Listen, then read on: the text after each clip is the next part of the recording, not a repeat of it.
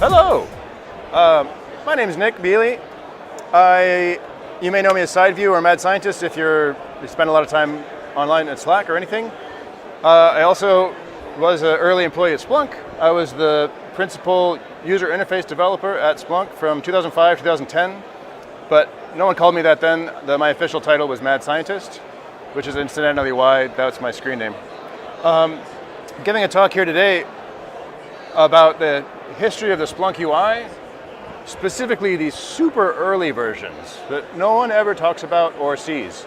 You can't even get these from releases anymore. It's 1.0, 2.0, and 3.4 that I'll be walking through today. I was the lead UI developer for all three of these releases. And we released a lot back in the early days. We actually had 1.5 alphas in 2005, and then we had 4 public betas, as well as a couple of private betas that were probably best not to mention. And then 1.0 GA in like August of 2015.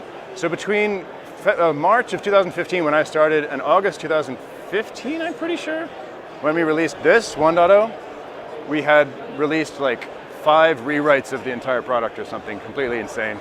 So we were all pretty frazzled. But what people don't remember, in fact, they referred to it in the keynote today, 1.0, and they said back when Splunk was just a wall of text, which really isn't fair. It was really already like a pretty amazing product. So I'm going to walk through some of the features right away. Notice if I mouse over things, I can click on anything I like, and it will add it as a search term. I can add multiple terms. I can do Control-Alt-Click to say I want to exclude a term. If I want to use the type ahead interface, I have type ahead right here. So you have the histogram here. You can see we had events over time. We didn't call it the histogram until about 2.0. So all of this like launched right away, right at the beginning. You could zoom in and zoom out. It was already a pretty. In 2005, this was a very overwhelming interface to people. They would actually kind of freak out and come back and say, I can't believe you made everything clickable. Like there's nothing on the page that doesn't do something. This was a different era. Ajax wasn't particularly, it was incredibly popular, but hardly anyone had actually gotten around to doing it. And the parts of the guts of it weren't actually reliable. So this is all using client-side XSLT, which is a bit of a horrifying fact that no one wants to remember about this. Let me show you one more thing before I leave 1.0, and that is this stuff that we did hacking the Css Dom. Everyone's pretty familiar with, any modern JavaScript application for 20 years has known how to manipulate the document of the page, the HTML document. You can also manipulate the CSS document. No one does that. It's sort of a dark art, but this product did it a lot, and I'm going to show you some of that. If you mouse over any term, any first order metadata like source, host type, or index, it'll actually light up the sub-histogram in the timeline so you can get a little preview of exactly what the distribution of those events is. And if I not out Garlog Secure here, I should be able to see the other one. And this consists of tearing an item out of the CSS and putting it back in. Notably, there was a big thing that made about this today. Where'd it go?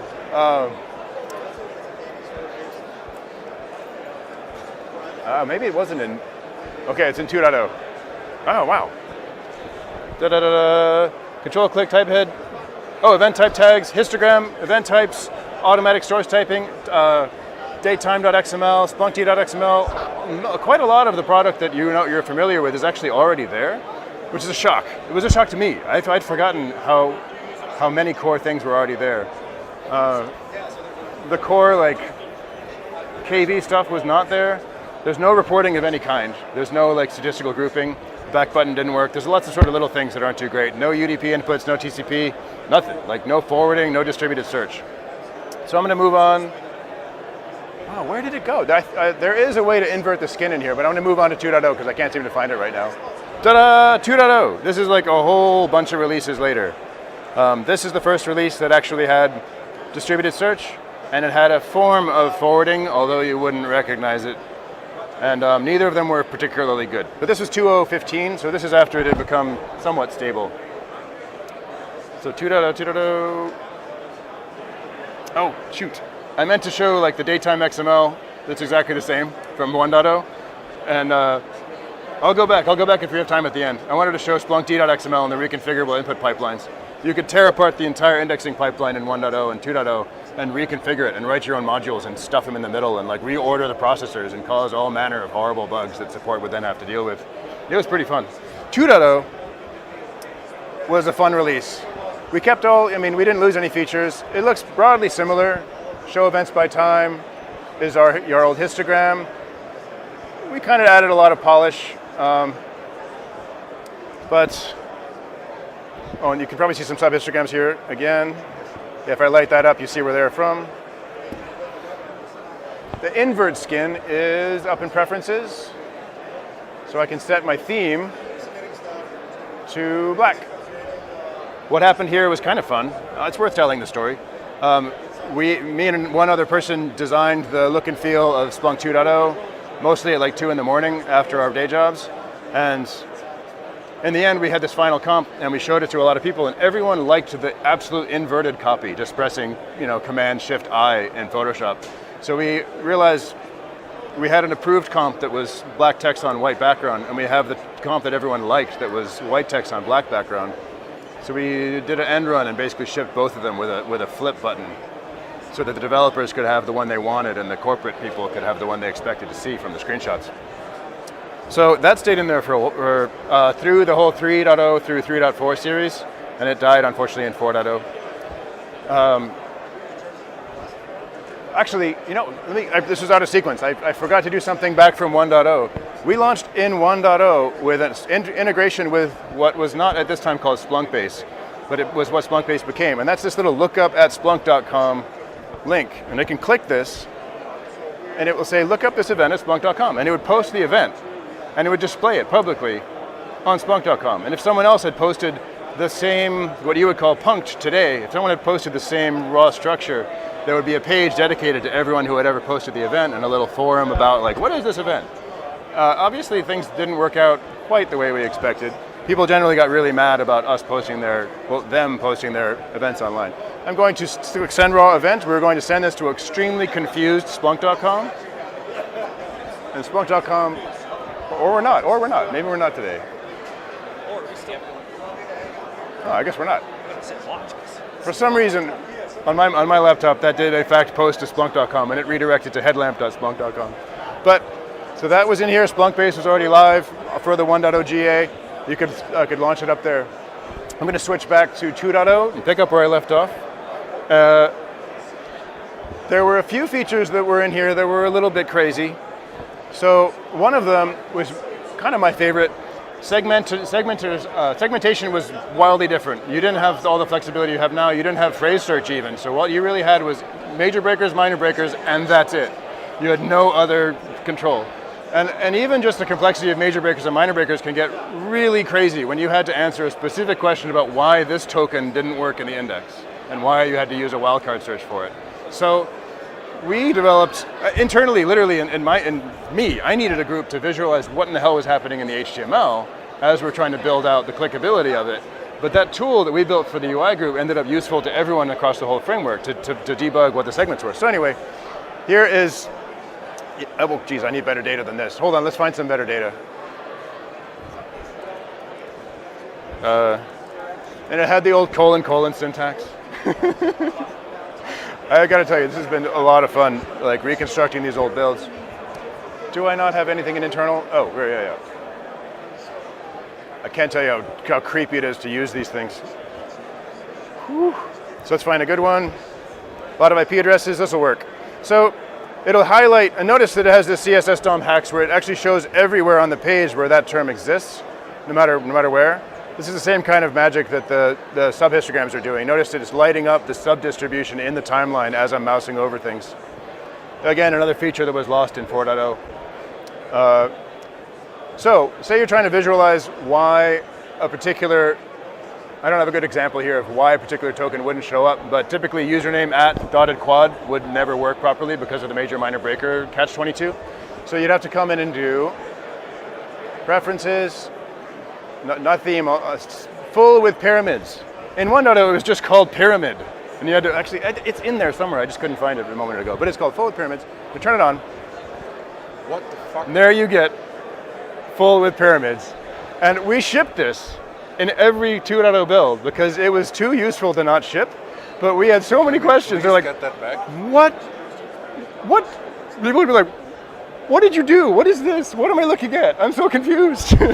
But occasionally you'd get someone who'd be like, oh my God, wait, no, that's why those terms aren't there. That's why I can't search for username at 192.star. It's like, it just can't be done. It's not in there. It's not a token. So you'd have to break all those use cases apart into 2 wildcard searches. It was a nightmare. Until phrase search came along, it really kind of sucked. I'm probably using the wrong word. There were a lot of different features that improved those stories.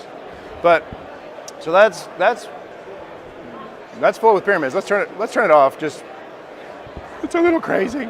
Again, it's nothing more than monkey work with CSS, just doing things you're really not supposed to.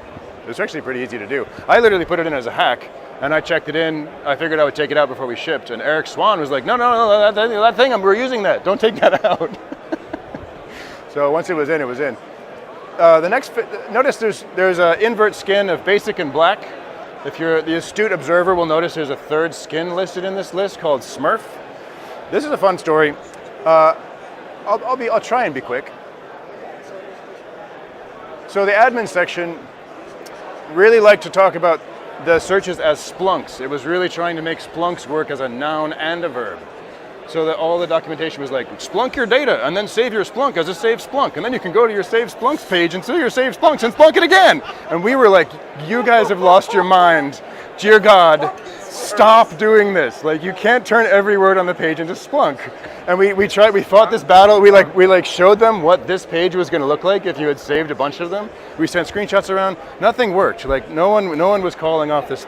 So what we did, and this is me just being a jerk. I had also built this framework to try and make third-party integrators' life easier. There's no app framework. We called these builds the monolith. 1.0, 2.0, 3.0. Around the age of 4.0, we started hating this thing because it was a very monolithic piece of code. There was no app framework really. There was no, well, most of it was there, but the view side of it, the front end side of it, nothing was modular. So long story short, I put in a ton of backdoors where third-party integrators could come in and radically modify the skin and the look and feel and turn off functionality. And that left backdoors that we could use ourselves to make the Smurf skin. So we made a Smurf skin and we used this as our vehicle to get them to abandon the Splunk as a noun and a verb. And this is the Splunk skin here. And it shipped. I mean, it shipped, but you had to know where to go. You had to go and read the thing. I meant to have a terminal up. I should bring up a terminal to show all the stuff I meant to show on the command line. But it says basically, step 1, modify this array and you can change these things. Step 2, modify this array and you can turn off the tab. Step 3, and then step 7 was like, don't read this. You're not even here. What are you looking at? Don't look at this. You're not supposed to look at this. Don't even touch it. Okay, fine. You can probably do these things. And it allowed you to set one more skin, or however many more skins you wanted to put. Typically, integrators would throw them all away and only have their skin. And then the whole thing would fold up and go away. But we left Smurf in there as one of the commented out options, so it was technically possible for someone to discover this Easter egg, and we shipped it. The skin shipped in all the 2.0 releases. So this is the Splunk assistant down here. I'm going to say some words about this, but to get it to work, I have to come out of Smurf mode. So let's go back. Actually, let's go back to the black mode. So this originally was a set of haikus that Paul and myself, Paul wrote the haikus. I had the idea, and the whole product was rebuilt to be context sensitive. So every time you did something, it knew what you had just done, and so it had a certain sense of what things you might want to do next as a new user. We had a lot, with all these like control click, control command click, drag, double click nonsense, like no one knew how to use the product. So we were trying to make more of it discoverable. And we literally have the haikus still, so every time you would click, it would have just one little haiku, and they were beautiful little things. Paul wrote like 50 of them, and we plugged them all in and we checked them in. Everyone else hated them and thought they were too dumb, so it was immediately replaced by this text. But in Smurf mode, the choice was made that in Smurf mode, the entire Splunk assistant should just become Smurfette. And all the content should go away. Give them 3 choices. Yeah. Yeah, none of them are good. I'm going to also, because people just showed up, I'm going to show them the pyramids again, just because. What did I have to do for pyramids? I guess I had to.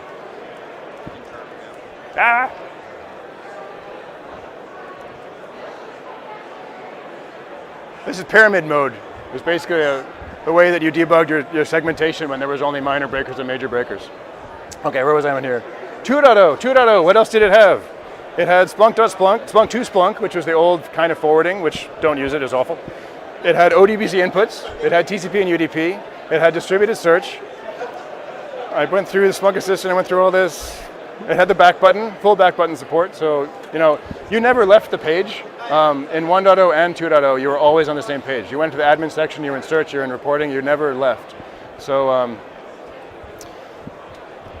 next up, I think I did everything for 2.0. 3.4, all this stuff is still working. I can't believe it's all still working. Yeah, I wrote this. I mean, this is a long time ago.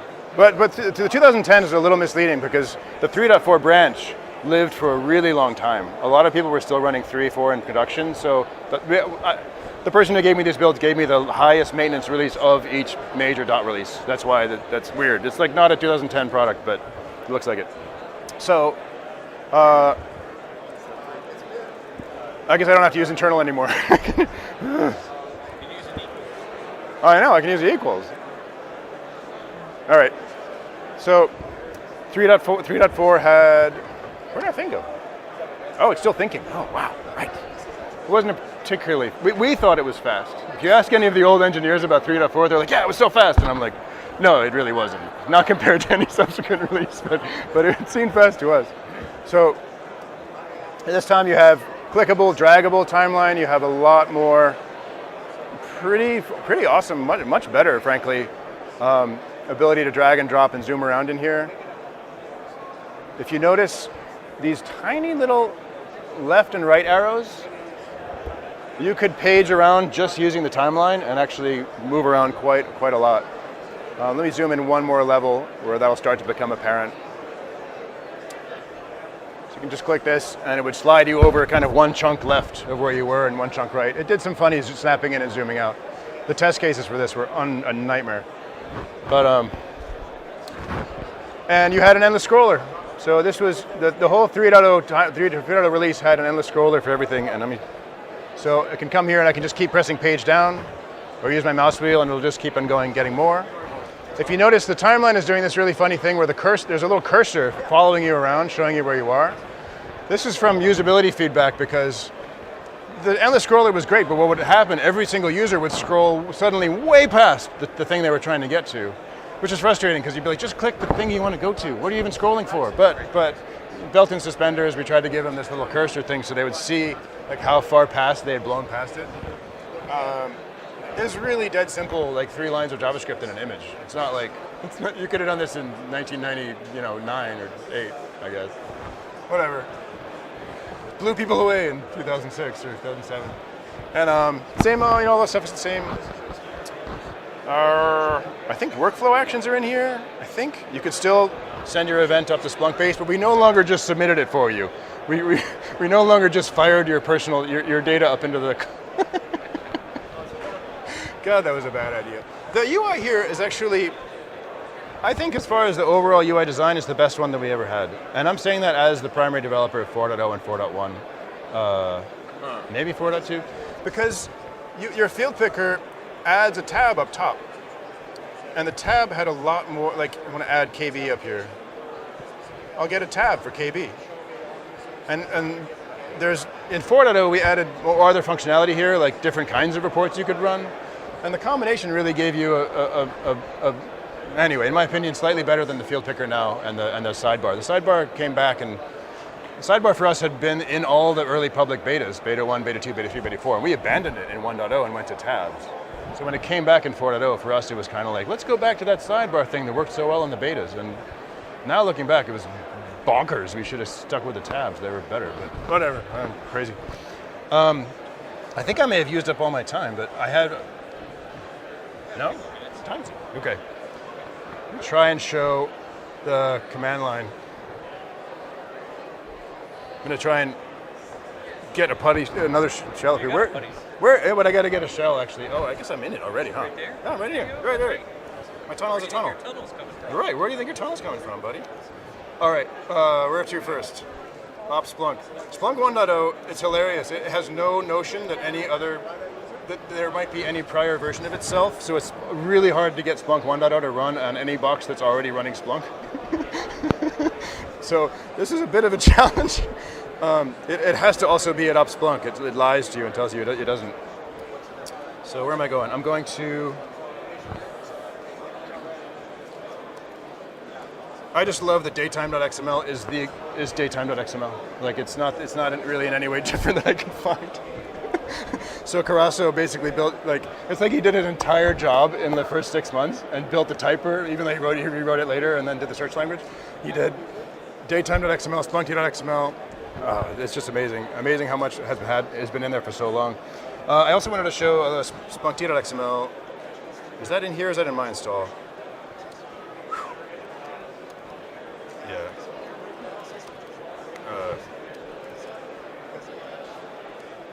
So this is fun. You could reconfigure the entire input pipeline of Splunk. This is the original architecture. You could define your own processors and you could reorder them so that as the data was processed, you could send it into anything you liked. You had to go and talk to them. None of this was documented. None of it was, you had to go and compile your code against everything. But in here, this is all the proto versions of all these processors, some of which are still alive. Way down in here was Python processor, test processor 1. Just right there. If you look at it and you'd be like, what would you say is test processor 1? Can I use it? Does it do anything useful? It's really just a stub. But it was cool. It was this open architecture. The idea of what they just did today in the GA was basically in 1.0 as something we need to do. Complex, arbitrary input side processing before it hits the index. Also, the index at this point was Berkeley DB, then owned by Sleepycat. So, Damien. Yes. Was very excited about smurf. Oh yes. You can. I did not think that I would find it. I thought I misremembered whether it had shipped or not. And the moment when I realized retroactively, of course I'm sure I once knew, realized that it had been shipping in the entire 2.0 release, I was very happy. I was very happy that it had gone out there living. I don't think anyone ever found it. There are a lot of Easter eggs. Many of them no one ever found.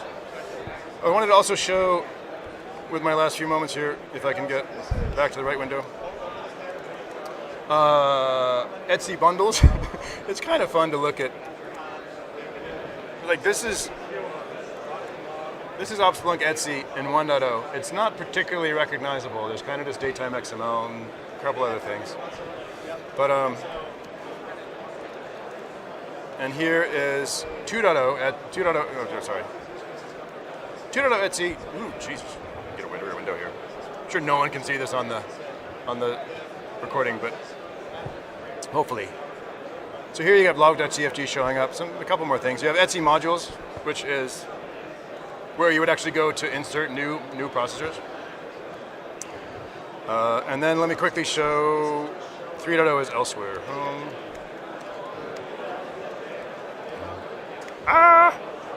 Opt.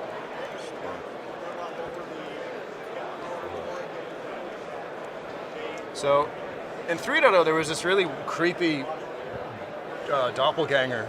You had both Etsy bundles and Etsy apps, and there was a bit of a war in Splunk. You might think the difference is that apps have UIs, apps have front ends that you can log into, and that is not the case.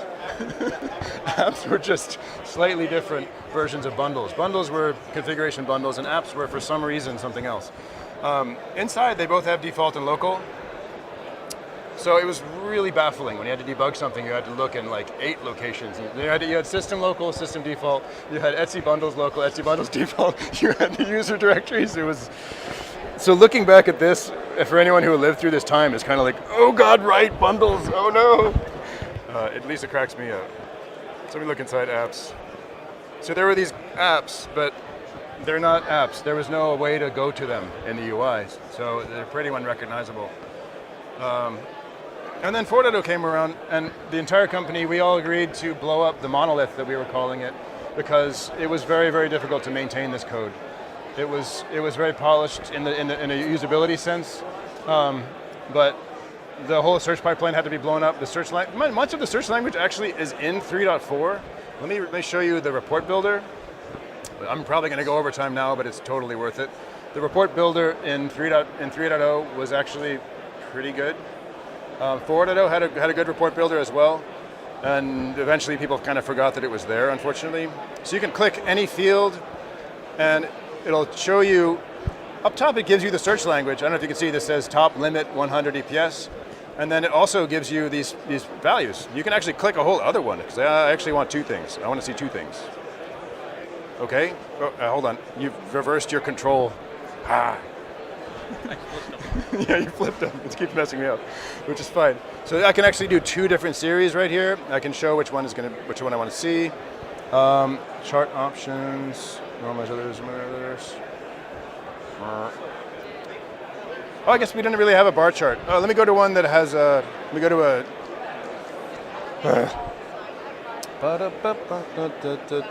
Okay, max KB over time. Stacked column graph. Oh, you don't have Flash. Shoot. That's the flaw in our plan. Ah, okay. That's the flaw in our plan. We switched laptops at the very last minute before this talk. So I can't show the charting. It had drill down in your charting. So you basically had a full feature report builder with drill down charts and stuff. Oddly enough, we didn't have a bar chart, but we had everything else. The scatter charts worked properly. Yeah. And it would train you. So you could basically come in here and say, I want to do CPU seconds on the x-axis. I want to do, well, let's make a semi-real report. I'm going to do series as my group by, and notice it's using the chart command, chart max KB by series. And I want to split it by something. It won't let me split by in a chart because you couldn't do it in 3.4. But if I come back here and I say, no, this is wrong, I want to do this by group, and I hit return, it figures it out and it changes the UI. So this worked both bidirectionally. You could edit the search language directly, or you could use the builder. So this is how in 3.4 really people learned the search language by using the product itself, by clicking around and generating their first few reports. 4.0, which I'm not going to show here, had basically the same idea. It was constantly letting you click things to build any report you wanted, but it was showing you the search language as you were going through. You can see we had a bunch of funny, we had a pipe to outlier, which was quickly abandoned. The core bones of the search language were most of them here. Except it didn't do the MapReduce you're familiar with, and that's not me. Eval wasn't there. Lots of crucial pieces were missing. When 4.0 came along and the search language, as we know it, really came into existence, that was a fundamental rewrite of everything. It had to color within the lines of the commands that everyone knew, but it was really a ground-up rewrite. And that was also a ground-up rewrite of the entire front end. So the entire UI went modular. The entire backend was changed out. The entire search language was changed out. That incredible breadth of what 4.0 was is why so many features got thrown off the boat. We lost the end of scroller. We lost the subhistograms. We lost the invert skin went away. The smurf skin with it. The smurf skin went away with it. The invert skin came back today. I was like, I can't believe later today I literally have to give a talk in which I was going to talk about the invert skin. How timely. Well, this has been a lot of fun to put this talk together, and I think I'm going to wrap it up there. I don't know what else I was going to show on the file system, but if it was important, you can ask me about it online.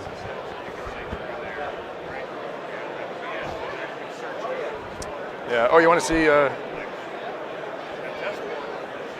Oh, this is. Hold on. I mean, I'll just keep going. You can stop. So Etsy apps. Where was it? So the hacked. This is what third-party integrators had to do before the app framework. You want to see it? Sure. Python. Packages. Search. There was no OxyClean and PineSol, I don't think. Yeah, that wasn't until 4.0. What? No. Anyway, site packages search. Search service. Oh, I'm LL. Which one? Second for Oh. What are you doing, man? It auto-completed me out here. There we go. Weird. Yeah.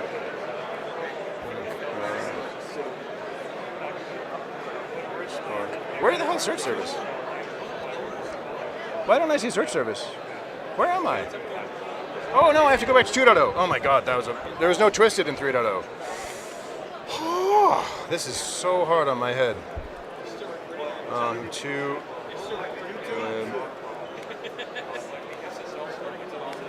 You're still on, Nick. I am? Oh, nice. Okay, well, I was going to show you what third-party system integrators had to do in 2.0. You want to know? Yeah. Right. I mean, we would go back and find them having spent months doing this stuff, basically hacking into the code and turning off pieces. And it was just so awful. It made me cry. I think it may have actually made me cry. So eventually we went and found, yeah, so there's Smurf. That was the big thing. You could swap out your own skin. And so the CSS was skinned out, so you had a structural CSS file and then the skin file you could alter. So that got most of what they wanted. However, there were all these little pieces that they had been hacking. This says skinning feature number 1. And it's me talking about what you can do to suppress things, like take whole tabs away. Because if you only ever had one host in your entire OEM integration, then there's no point even telling people that there's a host tab. It's kind of stupid. So take it away. You can hack a fair bunch of stuff in here. And there's a bunch of comments from me, like imaginary bicycles. You could uncomment this and it would create a tab called imaginary bicycles. And then, so I'll skip ahead. It's just rambling along. You're not supposed to have discovered this. None of this was ever documented. But here it says skinning feature number 7. Don't change this. Don't even look at it. It's in development. Not even in beta. Not even alpha. This comment never happened. Well, okay, you made it this far. I guess you can change it. In theory, I'm going to blog about this and maybe send some people here. So I'll shut up now. And then the only clue it gave you how to use it is the commented out one that said basic, black, smurf. So the way you discovered it was by discovering the smurf skin. So by definition, anyone who made a third-party integration, which is like Voxio and Ironport and anything like that, I really hope you guys are watching this someday in the recording because you can be like, yes, we hated you so much. There was a love-hate relationship there. Carl Jackson, RJ Auburn from Voxio, a lot of people worked very hard building a lot of stuff. And then the app framework came along and made it all dead. Yeah. Well, that was it. I got nothing else. That's officially everything I had.